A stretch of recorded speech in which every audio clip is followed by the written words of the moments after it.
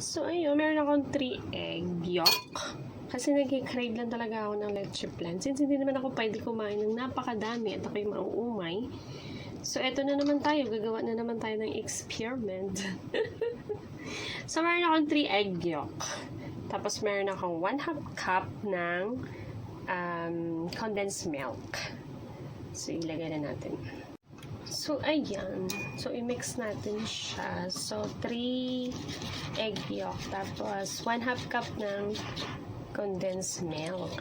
And then, nalagay natin yung, gagamit ako ng fresh milk kasi wala naman kaming evaporated milk. So, this is only experiment. Supposed to be ang ginagamit dito is condensed milk. Pero yung evap. So, wala kaming evap sa bahay. So, lang talaga. Fresh milk ang available sa bahay. So, kung ano lang yung available, is nag-crave lang talaga ako kumain ng matamis. Kaya napaluto ako. Hindi naman pwede maramihang recipe sa akin kasi nga, ako na naman kakain. Umay din yun. Kakaumay. So, mix lang natin. And then, lagyan natin ng, squeeze lang natin ng lemon. Yan, para lang, mawala yung lansa. Kung wala kayong lemon, so kalamansi. Kung walang kalamansi, vanilla.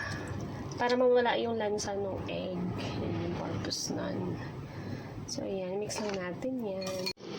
So, ayun, tapos na. Lalagay natin siya dito sa ating pan. So, meron na akong, ano nga tawag dito? Yung arnibal.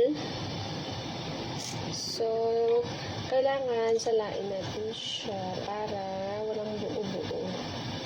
Pero so far, pag yung puro egg yolk yung gagamitin, wala talaga siyang wala siyang buo-buo ba? Wala siyang, compare mo sa may buong itlog. Pero okay pa din na yung sinasala. Mas okay, wala nang problema dyan. So, ayan na siya. Tapos, ayun. Takpan na natin siya ng foil, tapos steam natin. And, wait na lang natin ng maluto po.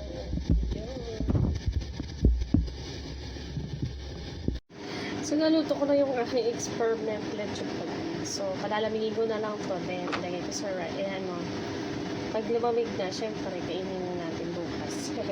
So, tignan natin. Kung ano nga ba.